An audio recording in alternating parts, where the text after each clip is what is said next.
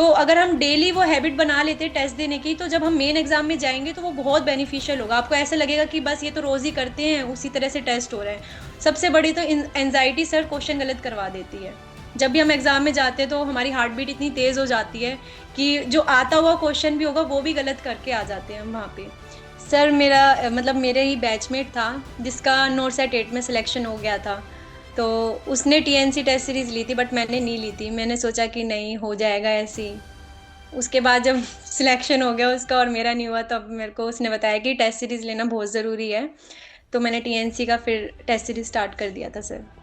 क्योंकि अगर हम अपने माइंड को प्रिपेयर नहीं करेंगे ना मेहनत करने के लिए, तो सक्सेस भी नहीं मिलेगी। बिना मेहनत के तो कुछ नहीं मिलता सर। पानी का ग्लास भी हमें खुद ही उठ के पीना पड़ता है, वो भी हमें कोई देने वाला नहीं है।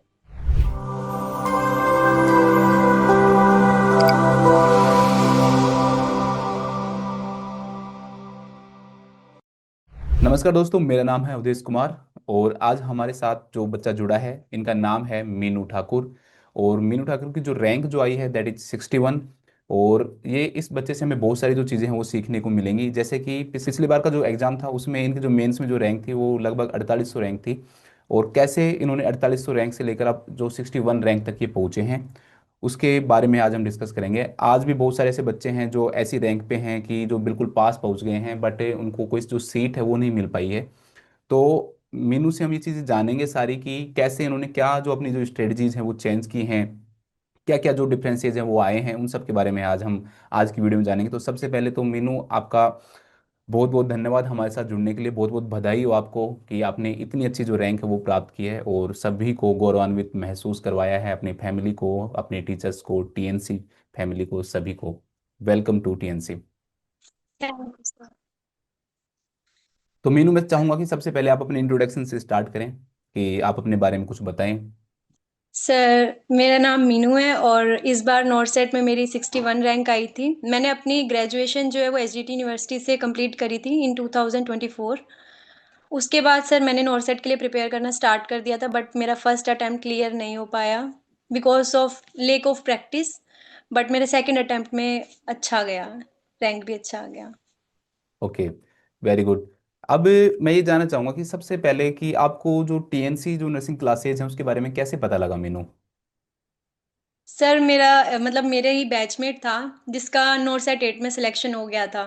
तो उसने टीएनसी टेस्ट सीरीज ली थी, बट मैंने नहीं ली थी। मैंने सोचा कि नहीं, हो जाएगा ऐसे ही। उसके बाद जब सिलेक्शन हो गया उसका और मेरा नहीं हुआ, तब मेरे को उसने बताया कि टेस्ट सीरीज लेना बहुत ज़रूरी है। तो मैंने टीएनसी का फिर टेस्ट सीरीज स्टार्ट कर दिया था सर। ओके, उसके साथ में आप फिर जुड़े और साथ में आपने जो यूट्यूब है उसमें भी आप जुड़े हुए थे हमारे साथ में टेस्ट सीरीज के यस साथ सर, में। मैंने आपकी एडवांस सीरीज के बारे में भी मुझे बताया था उसी ने। और मेरे को एक रिसर्च की जो आपकी क्लास थी, मैंने वो भी पूरी आपसे ही पढ़ी थी। तो वो सर मेरे लिए बहुत हेल्पफुल थी। एडवांस सीरीज तो मेरे लिए पूरी रिवीजन हो गई थी सर। मतलब एमएसएन, एफओएन और ओबीजी, पीडिया, और सबसे सबसे अच्छी मेरी ईसीजी क्लियर हुई है सर उससे। अच्छा। मेरे को ईसीजी बिल्कुल नहीं आती थी। मैंने प्री में भी गलत करी थी ईसीजी और मेंस में भी गलत करी थी ईसीजी जब मैंने पहले अटेम्प्ट दिया था। उसके बाद जब मैंने आपसे पढ़ा ईसीजी के बारे में, बहुत नॉलेज हो गई जितनी मेरे को तो बिल्कुल नहीं थी, जीरो थी। तो उसके बाद इस बार मैं ईसीजी सबसे अच्छे से करके आई हूँ, जो आया था क्वेश्चन उसका। मैं ये पर्सनली जानना चाहूंगा मीनू कि जैसे जो ईसीजी की जो क्लासेस थी वो बहुत मतलब कि एक लेंथी क्लासेस थी, लगभग 7 घंटे की हमारी क्लासेस थी। एक क्लास जो 110 है दैट इज 4 4 आवर्स, एंड जो सेकंड वन थी वो 3 आवर्स की थी। तो आपको ऐसा नहीं Yes. लगा कि यार सर इतना, इतनी भी क्या लंबी क्लास बनाई? ऐसा फील नहीं हुआ आपको? नहीं सर, वो देख देख के लग रहा था कि ईसीजी में इतना कुछ क्या है पढ़ने को, जो सर ने इतना पढ़ा दिया। लेकिन जब मैंने पढ़ा सर, तो वो बिल्कुल वर्थ इट था पढ़ना। मतलब नर्सिंग के स्टूडेंट को इतना पता होना चाहिए कि ईसीजी में क्या होता है, क्योंकि हम फर्स्ट इनकाउंटर करते हैं पेशेंट से इमरजेंसी में। तो इतना तो आना चाहिए। और वो ओके, बहुत अच्छा है। मेरे को लगता है कि वो हर नर्सिंग स्टूडेंट को देखनी चाहिए जो भी हॉस्पिटल में काम करने जा रहे हैं। थैंक यू मीनू, आपने ऐसा सोचा। और अब मैं ये जानना चाहूंगा कि जब आप जैसे टीएनसी के अंदर स्टार्टिंग में जब जुड़े थे तो आपकी जो टीएनसी के अंदर जो रैंक आती थी वो कितनी रैंक आती थी जब आप स्टार्टिंग में जुड़े थे तब? सर जब जब पहले मैंने सैटरडे का जो फ्री दंगल होता था मैंने वो करा था, तो उसमें तो सर मेरी 17,000 रैंक आती थी, कभी 22,000। और उसके बाद फिर मैंने जब नोट सेट 8 के मेंस के लिए मैंने सिर्फ टेस्ट सीरीज ली थी, जब भी वो भी जब जब मेरा प्री का रिजल्ट आ गया था तो मेरे 3-4 दिन खराब हो गए थे। अच्छा। उसके बाद जब मैंने मेंस दिया तो सर मेरी 4,000, 6,000 ऐसे रैंक आती थी। तो मेरे को लगता था कि मेरे को कुछ लोग बोलते थे कि इसमें तो ज्यादा आती है, रियल में तो अच्छी आएगी। तो मैंने जब मेंस का रिजल्ट आके देखा ना, मैंने कहा बस ये तो सेम ही आ रही है, हो गए फेल। एक्चुअली में क्या है कि टेस्ट तो सीरीज मैंने में उस हाँ, दिन नेक्स्ट डे ही ले ली। टेस्ट सीरीज में भी बहुत सारे बच्चे हैं। ऐसे तो नहीं कह रहा कि मतलब एग्जाम जितने हैं, एग्जाम में जैसे 1 लाख होते हैं, बट इतने तो नहीं होते। बट ये है कि टेस्ट सीरीज में जैसे 25,000 भी बच्चे हैं, तो बट वो 25,000 जो बच्चे हैं ना, वो सारे पढ़ने वाले बच्चे होते हैं। क्योंकि टेस्ट सीरीज वही बच्चे यस लेते सर। हैं जिनकी जो प्रिपरेशन अच्छी हो चुकी है और जो इस लेवल पे पहुंच चुके हैं। इसलिए जो रियल जो कंपटीशन होता है ना, वो उन्हीं के साथ होता है हमारा मेनली। तो इसलिए जो रैंक है वो यस लगभग सर, लगभग लगभग जो उसमें हमारी ही उस, पता लग जाता हाँ, सिमिलर रैंक ही आती है। और जब अब की बार जब आप मेंस का एग्जाम देने गए थे, उसके करीब कौन सी रैंक आती थी आपकी टेस्ट सीरीज है। में? सर एक दिन पहले ही एग्जाम में मेरी 210 के आसपास कुछ रैंक आई थी, जिस दिन मैंने लास्ट जो टेस्ट दिया था। उसके बाद मैं कॉन्फिडेंट हो गई थी, क्योंकि मेरे को ये था कि मेरे ना 30 के आसपास तो क्वेश्चन गलत हो ही रहे हैं, चाहे मैं कितनी भी कोशिश कर लूं। और जब मेंस का रिजल्ट आया तो उसमें भी मेरे 29 गलत थे। इससे कॉन्फिडेंस भी तो बूस्ट उस हो गया हिसाब होगा से कि मैंने हाँ, जब बिल्कुल हम मेंस के पास रहते हैं और उसी टाइम हमारा मतलब जब इतनी अच्छी रैंक आ जाती है ना, तो ये लगता है कि देखो मैं कहाँ पहुँच गई। अब की बार तो हो ही जाएगा ना। उससे भी कॉन्फिडेंस थोड़ा सा बूस्ट हो जाता है जब हमारी इतनी अच्छी जब रैंक आती है तब। Yes sir. और जो मेरे माइनर सब्जेक्ट थे, जैसे मैंने नहीं पढ़े थे काफी कुछ, जैसे माइक्रो का 1-2 क्वेश्चन होता था, मैनेजमेंट का था, तो वो भी ना टेस्ट सीरीज से ही हो जाता था सर। उसमें जो क्वेश्चन आते थे ना, तो उसके अलावा फिर मेरे को लगता नहीं था कि कुछ पढ़ना चाहिए अलग से। तो मैंने उसी टेस्ट सीरीज से ही मेन मेन क्वेश्चंस देख लिए थे। ओके। एक मैं अब बच्चों के लिए ये जानना चाहता हूँ कि जो कौन कौन सी ऐसी जो बुक्स हैं जो आप प्रेफर करते थे कि मैंने ये बुक पढ़ी हैं, कौन कौन सी बुक्स पढ़ी हैं आपने अपनी प्रिपरेशन के दौरान? सर मैंने सिर्फ अपने नोट्स पढ़े हैं अच्छे से। उसके बाद जब मेरे को एडवांस सीरीज के बारे में पता चला तो मैंने अपने नोट्स खोले और आपकी एडवांस सीरीज चलाई। जो मेरे नोट्स में नहीं था मैंने वो लिखा साइड में हर यूनिट के साथ। और जो मोस्बी के क्वेश्चंस थे, जो सर आपने लास्ट में शॉर्ट में एक्सप्लेन कर रखे थे एमएसएन के, वो मैंने सिर्फ 1 लाइन में लास्ट में लिख लिए थे। ताकि मेरे को एग्जाम के पहले, अगर मोस्टली पूरी बुक तो सर एग्जाम के एक दिन पहले नहीं उठा के देख सकते हैं मोस्टली को, तो मैंने एक दिन पहले ही वो जो भी शॉर्ट में लिखा वो पढ़ लिया था, जैसे मेरी मोस्टली कवर हो गई सर। और सॉन्डर्स का सबने बोला था कि करो, तो सॉन्डर्स के सिर्फ एमसीक्यू करे थे, मैंने थ्योरी नहीं करी थी। ओके, वो नोट से ही हो जाती है लगभग लगभग। हाँ बस अगर, सर यही। हाँ अगर टीचर अच्छे से पढ़ाता है तो हाँ जी जो सर। सोनडस के जो नोट्स हैं, मतलब सोनडस की जो बुक में है और जो हमारे जो नोट्स हैं, उनमें बहुत ज़्यादा जो डिफरेंस है वो नहीं आता है। तभी मैं बच्चों को बोलता हूँ, जैसे अगर आप सोनडस पढ़ना भी चाहते हो तो यस बस सिर्फ सर। उन चीज़ों को हाईलाइट करो जो आपके नोट्स में नहीं है। नहीं तो आप नहीं भी पढ़ोगे तो फिर बस ये वही चीज़ें आप पढ़ लो। सोनडस में कई बच्चे एक एक लाइन टू लाइन पढ़ने लग जाते हैं, एक लाइन टू लाइन जो है उसको हाईलाइट करते हैं, तो वो ठीक मेथड नहीं है। अच्छा मेथड यही होता है, आप अपने नोट्स रखो और फिर ये देखो कि बुक के अंदर क्या नहीं है। और फिर सोंडस में सबसे बड़ी जो प्रॉब्लम होती है वो ये होती है कि उसके अंदर बहुत सारे क्वेश्चंस नहीं होते हैं। मैं हमेशा बच्चों को कहता हूँ कि अगर आपको क्वेश्चंस की प्रैक्टिस करनी है तो मोस्टली इज बेटर। क्योंकि मोस्टली में ये होता है, जैसे आपने एंडोक्राइन सिस्टम उठाया, तो उसके अंदर आपको 100 से भी अब जो क्वेश्चंस मिलते हैं। और अब अगर आप एक सिस्टम के अंदर इतने 100 क्वेश्चन कर लो, ओबीजी जैसे सब्जेक्ट है इसमें 300 क्वेश्चंस हैं, अगर इतने क्वेश्चंस हम कर लें ना, तो जो कॉन्फिडेंस है वो बूस्ट हो जाता है। और हर एक क्वेश्चन की जो अप्रोच जो होती है ना वो अलग होती है, और एग्जाम में हमें वो चीज़, हमें लगता है कि हमने मोस्टली सोल्व की है, बट वो माइंड को है ना वो हमारे डेवलप करती है कि क्वेश्चंस को कैसे अटेम्प्ट करना है और एक एक जो यस ऑप्शन है उनको एलिमिनेट कैसे करना है। इसलिए मैं बच्चों को बोलता हूँ हमेशा कि आप चाहे मुझसे मत पढ़ो, आप चाहे एडवांस सीरीज मत देखो, बट ये है कि जो सारे जितने भी जो क्वेश्चंस हैं वो आप करो, आप कहीं कहीं से भी करो। अगर आप खुद पढ़ सकते हो तो खुद पढ़ो, बट मोस्टली क्वेश्चंस करने से माइंड जो है ना वो उस हिसाब से हमारा डेवलप हो जाता है ना। अब मैं मीनू ये चाहता हूँ कि, सर, स्टार्टिंग में तो मेरे एनक्लेक्स सॉल्व भी नहीं होगी सर। हाँ जी हाँ जी, बोलिए आप। बट जब आप ट्रिक बता देते थे कि इस तरह से क्वेश्चन करने, तो हमें पता चलता था कि अब कैसे हम एनक्लेक्स सॉल्व कर सकते हैं। तो सोंडर्स तो जब ही हो पाई जब आपने बताया थोड़ा ट्रिक के बारे में, क्योंकि मोस्टली के क्वेश्चंस तो बहुत ही ट्रिकी होते हैं, जो आंसर लगता है वो तो होता ही नहीं है, कभी भी नहीं होता। ये तो अगर कंफर्म हम है। नॉर्मल बुक पढ़ेंगे तो नहीं हो पाएगी। मौसमी में ऐसा ही है, मौसमी में मतलब और ना ही मौसमी का, डाउट्स क्लियर होते हैं। हाँ मौसमी में ये होता है कि जैसे आप स्टार्ट करोगे ना तब इतनी टफ लगेगी कि यार हर क्वेश्चन ही गलत है, मेरा तो कोई भी सही नहीं हो रहा। लेकिन हम जब धीरे धीरे हम करते रहते हैं और जब हम 500 600 क्वेश्चन कर लेते हैं ना, तो वो हमारे माइंड को भी सेट कर देती है। फिर हमें नहीं भी क्वेश्चन आता है ना, तो कई क्वेश्चनों को हम माइंड में ऐसे सोचते हैं कि यार उस क्वेश्चन में ऐसा था, ऐसी चीजें तो हो ही नहीं सकती हैं, तो उसको एलिमिनेट करते करते जो आंसर है वो हम ले आते हैं। ऐसा बहुत होता है इन एन प्लस के जो क्वेश्चंस होते हैं ना उनमें। अब मैं ये जानना चाहता हूँ मीनू की, एक वो मीनू थे जो कि नॉरसेट 8 का जब रिजल्ट आया था तब उन्होंने दिया, और उनकी जो उनको जो सीट है वो नहीं मिल पाई थी। और एक आज वाली मीनू है जिनकी जो रैंक है वो इतनी टॉप रैंक आई है, मतलब 61 जो रैंक है बहुत अच्छी रैंक मानी जाती है, क्योंकि अंडर 100 जो रैंक होती है उसमें 1-2 मार्क्स का ही सब में डिफरेंस होता है, तो वो सब बच्चों को मैं बराबर इक्वली मैं मानता हूँ। तो मैं ये जानना चाहता हूँ कि उस मीनू में जो कि नोट सेट 8 के बाद वाले थे और एक आज वाले मीनू, दोनों में क्या डिफरेंस रहा, क्या जो स्ट्रेटजीज थी जो आपने मतलब कि अपने अंदर लेके आए, आप क्या डिफरेंसेस आप अपने अंदर लेके आए कि आज आप वहां से और आज यहाँ पहुंचे हो, ताकि जो बच्चे, अब कई सारे ऐसे बच्चे हैं जो इस वक्त इसी सिचुएशन पे हैं जिस पर आप थे उस समय, तो आप अपनी जो स्ट्रेटजीज है वो अच्छे से बताएं आप अपने यस उन सर। बच्चों को, ताकि फायदा मिले उन्हें। सर सबसे बड़ी चीज़ तो मैं यही बताऊंगी, क्योंकि उसके बाद से मेरी काफ़ी बच्चों से बात हुई तो उन्होंने सीधा बताया कि उन्होंने टेस्ट सीरीज नहीं ली है। बिना टेस्ट सीरीज, बिना क्वेश्चन प्रैक्टिस करे हम कभी मेंस क्लियर कर ही नहीं सकते सर, क्योंकि 3 घंटे का जो वो माइंड सेट होता है, हमारे ब्रेन की वैसे भी कैपेसिटी 35 मिनट्स की होती है एक चीज़ पे फोकस करने की सर। अगर हम एग्जाम के लिए प्रिपेयर ही नहीं होंगे, 3 घंटे बैठना ही नहीं आएगा, तो हम मेन एग्जाम में जाके एकदम कैसे बैठ सकते हैं? उस टाइम में हमारा आधे घंटे बाद ब्रेन काम करना बंद कर देता है, जो नॉर्मल होता है ह्यूमन के साथ, मशीन की तरह नहीं चलता। तो अगर हम डेली वो हैबिट बना लेते टेस्ट देने की, तो जब हम मेन एग्जाम में जाएंगे तो वो बहुत बेनिफिशियल होगा। आपको ऐसे लगेगा कि बस ये तो रोज ही करते हैं, उसी तरह से टेस्ट हो रहा है। सबसे बड़ी तो एंजाइटी सर क्वेश्चन गलत करवा देती है। जब भी हम एग्जाम में जाते हैं तो हमारी हार्ट बीट इतनी तेज हो जाती है कि जो आता हुआ क्वेश्चन भी होगा वो भी गलत करके आ जाते हैं हम वहां पे। तो इसलिए प्रैक्टिस करना बहुत जरूरी है। थ्योरी तो मतलब हर बच्चा पढ़ के ही जाएगा, जो मेजर सब्जेक्ट है वो हर कोई पढ़ के जाएगा, लेकिन अगर प्रैक्टिस नहीं होगी तो सर नहीं हो पाएगा। सिलेक्शन तो वहीं रुकता है जब बच्चा प्रैक्टिस नहीं करता है। तो मेरे लिए तो सबसे बड़ा रामबाण इलाज प्रैक्टिस ही थी सर, उसके अलावा तो मेरा नहीं हो सकता था, क्योंकि थ्योरी मेरी शुरू से स्ट्रांग थी। मैंने 4th ईयर से तैयारी करनी शुरू कर दी थी सर, तो उस हिसाब से मेरी थ्योरी अच्छी थी, बट प्रैक्टिस नहीं थी तो मैं रह गई।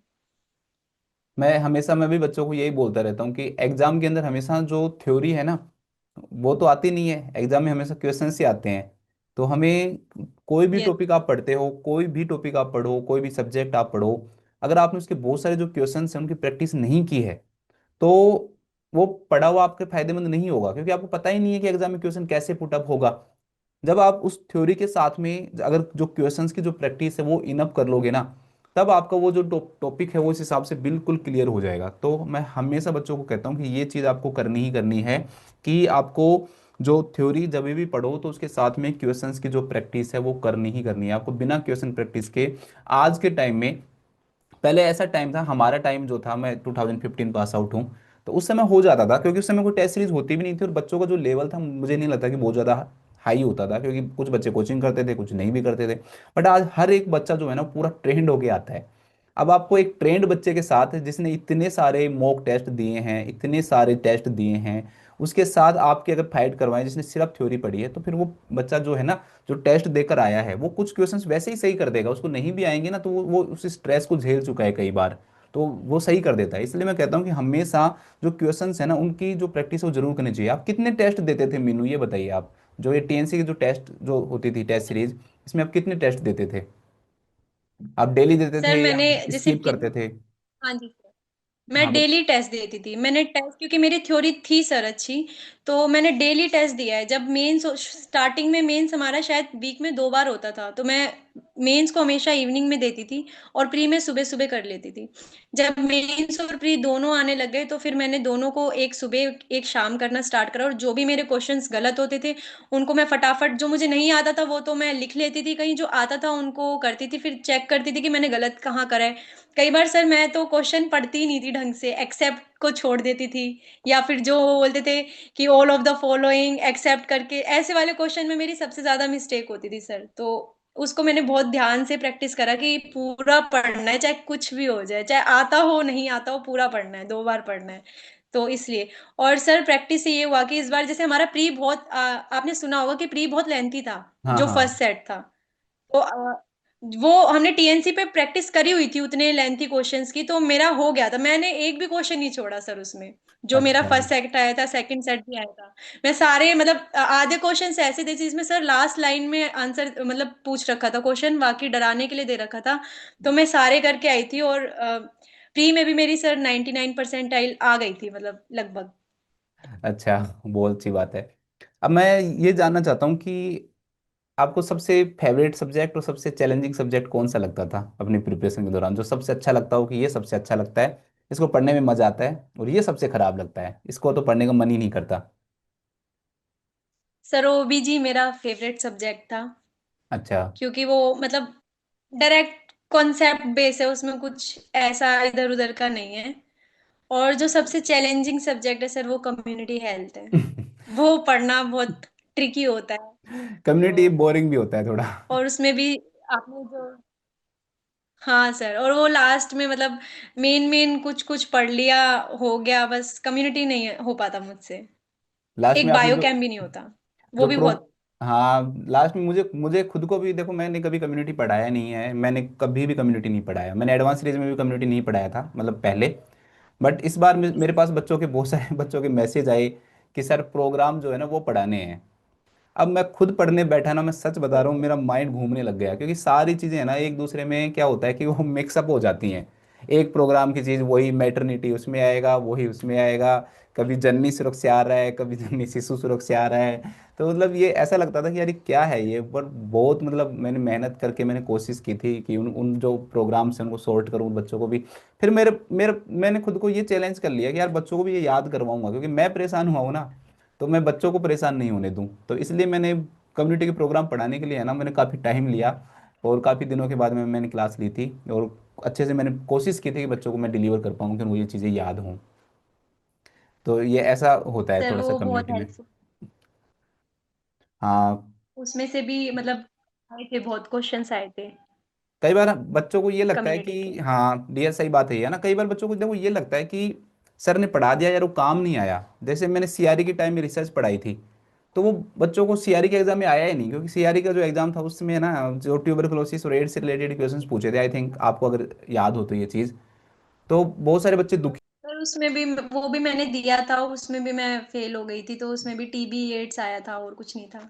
हाँ, तो मैं ये बोल रहा हूँ कि पढ़ा हुआ जो है ना वो हमेशा काम आता है। अब वो रिसर्च है ना वो उस टाइम काम नहीं आया, लेकिन कई काफ़ी सारे ऐसे एग्जाम आए, जैसे जीएमसीएस का एग्जाम था, उस समय मेरे पास बच्चों के भर भर के मैसेज आए कि सर रिसर्च ही रिसर्च पूछा था, और उसमें हमें बहुत हेल्पफुल हो रहा हमें। और बाकी कई सारे एग्जाम में रिसर्च आई।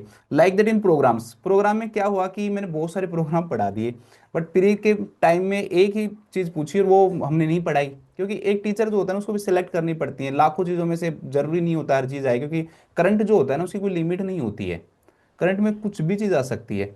अब वो ये नहीं आया, बच्चों ने कहा कि सर इतने सारे हमने प्रोग्राम पढ़े और वो आए ही नहीं, क्या फ़ायदा हुआ।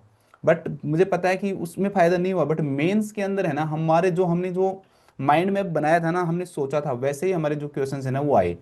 हमने सोचा था कि यार, मैंने आपको जब मैंने किसी की भी मिनिस्ट्री नहीं बताई थी मैंने आपको, लेकिन लेकिन मैंने आपको पोषण अभियान पढ़ाया, ये पढ़ाया, जब मैंने आपको बताया था अच्छे से कि यार इसकी पूछ सकता है ये, और हमने पढ़ी भी एक दो ही मिनिस्ट्री थी, उससे रिलेटेड आया। इंस्टीट्यूशनल जो डिलीवरी वाला ये है वो क्वेश्चन एज इट इज आया था, जो हमने सोल्व भी कर रखा था।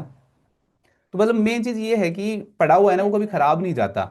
अगर हम पढ़ते हैं तो कभी ना कभी हमारे काम जरूर आएगा, इस एग्जाम में नहीं तो अगले एग्जाम में। तो बच्चों आप कभी पढ़ो तो डीप में पढ़ो और अच्छे से पढ़ो, वो काम जरूर आता है, बस मैं ये मानता हूँ। आप क्या मानते हो इस बारे में मीनू? यस सर, मैं भी यही मानती हूँ कि डीप में ही पढ़ना चाहिए, क्योंकि फिर जब पढ़ा हुआ फिर नहीं आया, अगर हमने सुपरफिशियल पढ़ लिया और उसमें से नहीं आया, तो फायदा क्या हुआ पढ़ने का, वो भी नहीं पढ़ना चाहिए था। इससे हाँ। अच्छा तो डीप में पढ़ो, ताकि वो एग्जाम में काम आए। सर जैसे एमएसएन भी डीप में ही पढ़ना चाहिए था, और मैंने उसको काफी डीप में पढ़ा, जो मेरे लिए बहुत हेल्पफुल हुआ मेंस में। ओके डियर, अब सही है। अब आप मुझे ये बताइए कि आपने प्री और मेंस के अंदर कितने क्वेश्चन अटेम्प्ट किए थे? सर मैंने प्री में 81 क्वेश्चन अटेम्प्ट किए थे, ओके। और उसमें मेरे 13 गलत थे, नेगेटिव थे। 13 गलत थे उसमें से? सर और मेंस में? और मेंस में मैंने 149 क्वेश्चन करे थे, 149, जिसमें ओके। से मेरे जिसमें मेरे 29 नेगेटिव चले गए थे। अच्छा, 29 नेगेटिव थे। ओके। Yes sir. तो मतलब वही है, स्ट्रेटजी है वो, हम जब हम बात करते हैं कि लगभग मतलब ये है कि नेगेटिव नेगेटिव जो मार्किंग वो इतनी भी ज़्यादा नहीं होती है, कई बार बच्चे बहुत ही कम अटेम्प्ट कर लेते हैं, तो वो इसमें भी गड़बड़ हो जाती है। तो उसके अकॉर्डिंग जो आपने किए मेरे को सही लगा, जो हमारे जो स्ट्रेटजीज बनाई थी हमने, कि अगर हमें आ रहे हैं तो हमें ज़्यादा से ज़्यादा अटेम्प्ट करने चाहिए, थोड़ा सा और भी आगे हम बढ़ सकते हैं। अगर बिल्कुल ही नहीं आ रहा, क्योंकि हमने जब सीक्रेट वेबिनार लिया था उसमें भी हमने यही बताया था कि अगर बिल्कुल भी नहीं आ रहा तब अलग बात है, तब तो उसको छोड़ना ही ना, तो अदरवाइज जो रिस्क है ना वो लेना ही पड़ता है। आज के एग्जाम में हमें नए क्वेश्चंस मिलते हैं, नए क्वेश्चंस में है ना आप बिना बिना रिस्क के आप कर ही नहीं सकते हो कि आप रिस्क नहीं लो और फिर आपका आप कर लो, तो ऐसा नहीं हो पाएगा। एक आज का जो जमाना है वो यूट्यूब पे बहुत सारे जो चैनल्स हैं वो बन जाते हैं, और बहुत सारे अच्छे टीचर भी हैं, मैं ये नहीं कह रहा। और कई सारे यूट्यूब पे ये होता है, आप जैसे भी यूट्यूब खोलते हो ना तो आपको नर्सिंग के ही इतने सारे जो चैनल है वो मिल जाएंगे कि लाइव आ रहे हैं, लाइव आ रहे हैं, लाइव आ रहे हैं। तो इनको मतलब आप कैसे कंट्रोल कर सकते हैं हम कि भाई हमें ऐसा इन चीज़ों पे हमें फिक्स रहना है, या आप भी ऐसे सेलेक्ट करते थे कि जो मिल गया उन्हीं को मैं देखने लग गई, अब कैसे करते थे आप? सर वो बहुत टाइम वेस्ट होता है, क्योंकि आपको हमेशा सिलेक्टिव रहना है कि हमें सिर्फ पढ़ाई करनी है, तो यूट्यूब खोलना ही पढ़ाई के लिए। अगर यूट्यूब हमने फालतू चीज़ों के लिए खोला तो फिर हम भटकते ही रह जाएंगे, क्योंकि नर्सिंग के तो बहुत चैनल है और सब कुछ कुछ कुछ पढ़ाते ही हैं। हमें वही पढ़ना चाहिए जो हमें नहीं आता। जो आता है वो हम क्यों पढ़ेंगे, और हमें पर्टिकुलर चीज़ पे मतलब ऐसे 10 चीज़ें प्रेफर कभी नहीं करनी चाहिए, एक चीज़ को 10 बार पढ़ना चाहिए, मेरा ये मानना है। अगर हम एक चीज पढ़ रहे हैं तो उसी को बार बार पढ़ेंगे, वही रिटेन रहेगा। अगर हर चीज पढ़ लेंगे तो फिर कुछ भी याद नहीं रहेगा। और सोशल मीडिया तो सर वैसे भी नहीं यूज करते प्रिपरेशन के दौरान, वो काम टाइम अच्छा, वेस्ट रहता है हमारा। आप सोशल मीडिया यूज नहीं करते थे बिल्कुल भी? नो सर, मैंने 1 साल हो गया है, मैंने कुछ भी यूज नहीं करा, सिर्फ यूट्यूब करा था, वो भी पढ़ने के लिए। ओके। और मीनू, आपकी जो रिवीजन की जो स्ट्रेटजीज थी वो क्या रही उस दौरान? कैसे आप रिवाइज करते थे, पिछली चीज़ों को कैसे साथ में लेके चलते थे, कैसे रिवाइज करते थे? क्योंकि बच्चे जो है ना वो रिवीजन नहीं करते हैं। सबसे बड़ी जो मिस्टेक जो बच्चे करते हैं ना अपनी प्रिपरेशन के दौरान, वो ये करते हैं कि वो आगे पढ़ते जाते हैं, पढ़ते जाते हैं, पढ़ते जाते हैं, बट जो रिवीजन है ना वो नहीं करते। तो आप कैसे रिवाइज करते थे? सर रिवीजन तो मतलब रिवीजन ही कोर एस्पेक्ट है हमारी पढ़ाई का। मैंने सर रिवीजन के लिए हमेशा मंथ्स में मैंने डेज सेलेक्ट कर रखे थे कि मेरे को मेजर सब्जेक्ट तो करने ही करने हैं मंथ्स में 2 बार। मैंने ऐसे नहीं करा, मैं ऐसे नहीं पढ़ सकती सर कि मैं एक सब्जेक्ट को पूरे दिन पढ़ रही हूँ। तो मैंने अपना दिन में टाइम, मेजर टाइम मैंने कम से कम 5-6 घंटा एमएसएन को दिया, क्योंकि वो मेरा बहुत वीक सब्जेक्ट था। मैंने उसके बाद मैं हर सब्जेक्ट के जो हमारा ओबीजी है, पीडिया है, एमएचएन है और सीएचएन है, उसके मतलब रोज का 2-4 टॉपिक डेली पढ़ लेती थी, डेली का ऐसे शेड्यूल बना के, और डेली का ही बनाती थी जो मैं कंप्लीट कर पाऊँ। नहीं होता तो नेक्स्ट डे। तो मैं ऐसे मंथ में 2-2 बार रिवाइज कर लेती थी, एमएसएन को भी और सीएचएन, ये सारे सब्जेक्ट को भी। मैंने सर माइनर सब्जेक्ट कम पढ़े हैं, रिसर्च के अलावा मैंने नहीं पढ़ा कुछ। अच्छा, आपने जस्ट जो टेस्ट सीरीज के अंदर जो क्वेश्चंस आते थे उन्हीं से माइनर सब्जेक्ट की प्रैक्टिस की है ना? अ, सर जो आईबीक्यूज हैं वो भी मैंने टेस्ट सीरीज में ही कवर कर लिए थे, इंस्ट्रूमेंट्स के जो रिट्रैक्टर था वो तो सर बहुत बार पूछा था आपने टेस्ट सीरीज में। हाँ हाँ, तो डेवियर वही सेम रिट्रैक्टर के आया बारे था। में आया था वो, मैंने एक क्लास करवा भी रखी है, उसमें भी मैंने बताया था।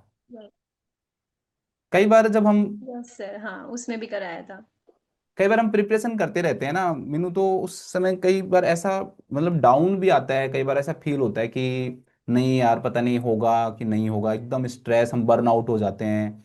बिल्कुल ऐसा फील होता है कि नहीं अब तो शायद पता नहीं, मैं मुझे छोड़ देना चाहिए। तो कभी ऐसा फील हुआ था आपको? और अगर ऐसा फील हुआ तो फिर आप कैसे उससे बाहर निकलते थे? सर ऐसा तो फील होता था, और खासकर जब एक बार फेल हो गए हैं तो हर बार हर दूसरे तीसरे दिन ऐसे ख्याल आते थे माइंड में। बट ये सोच के कि हम अपना बेस्ट देंगे, बेशक रिजल्ट अच्छा आए ना आए, लेकिन हमें कोई कमी नहीं छोड़नी अपने मेहनत में। ऐसा सोच के मैंने प्रिपेयर करा सर। लास्ट डे भी मैं यही सोच रही थी कि कोई बात नहीं, अगर नहीं भी होगा तो चलो देखी जाएगी, पर मैं अपना 100% दूंगी इसमें। ये बहुत अच्छी बात कही है आपने मीनू। पता है विराट कोहली ने भी एक बार इसी बारे में कहा है ना, विराट कोहली से पूछा था कि आप कैसे प्रिपेयर करते हो अपने आप को, तो उसने कहा था कि जो प्रोसेस है ना वो गोल से ज़्यादा इंपॉर्टेंट है। हमारी प्रोसेस है कि हमें सुबह उठना है, हमें पढ़ना है, हमें टेस्ट देने हैं, तो वो हमें डेली करना है, वो एक डिसिप्लिन बनाना है, हमें वो करना ही करना है। हमें ये नहीं सोचना कि क्या होगा या नहीं होगा, वो सब बाद की बातें हैं। तो बस वही चीज़ें बच्चों को भी करनी चाहिए। आपने भी वो सेम बात बोली, बहुत अच्छी बात बोली आपने, कि मुझे ये फर्क नहीं पड़ता था, मुझे फील होता था कई बार कि मेरा होगा या नहीं होगा, बट मैं मेरा काम क्या था, वो हम हमारा काम जो है ना वो 100% करें हम।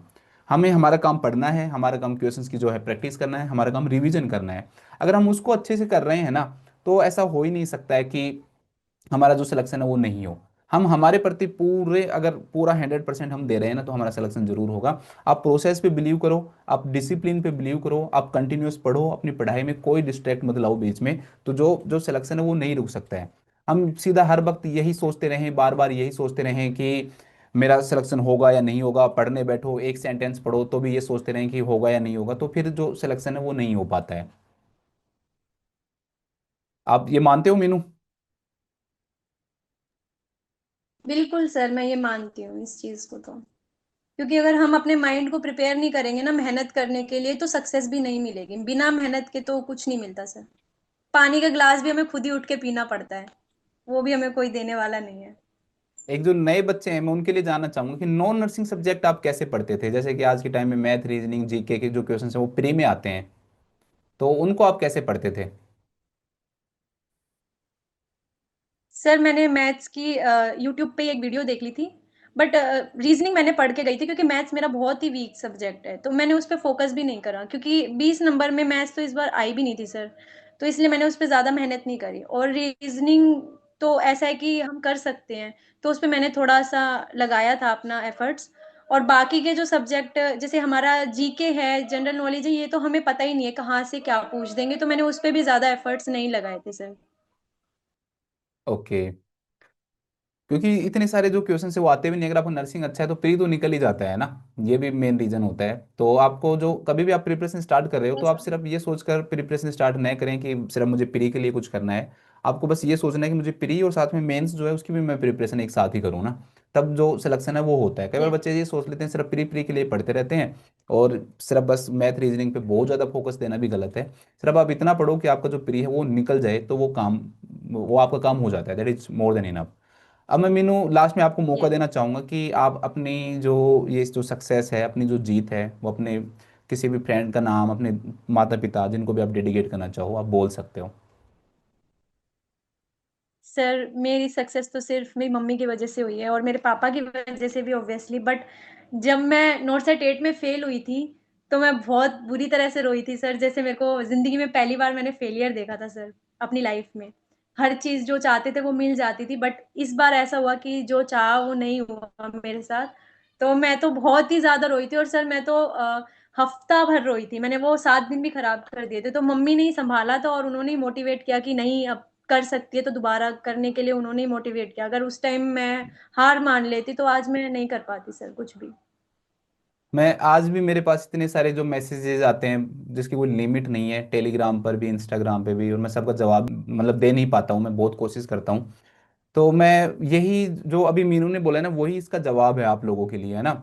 मुझे जवाब देने की जरूरत भी नहीं है। मीनू ने कहा है कि कभी भी हार नहीं माननी है। मान लो इनका नहीं हुआ और ये बैठ जाते यहाँ, वहां से दो रास्ते थे जब मीनू का सिलेक्शन नहीं हुआ था, सीट नहीं मिली थी। एक रास्ता ये था कि सब कुछ छोड़ देना, और दूसरा रास्ता ये था कि नहीं, मुझे फिर से लड़ना है, और अब की बार मैं ऐसा लड़ूं कि मेरी जो रैंक है वो बहुत अच्छी आए। और मीनू लड़ी, और देखो कौन सी रैंक से कहाँ 61 रैंक तक पहुंचे। तो वो आप सबके लिए भी है। कहीं से भी करो, कुछ भी करो, बस स्टार्ट कर दो।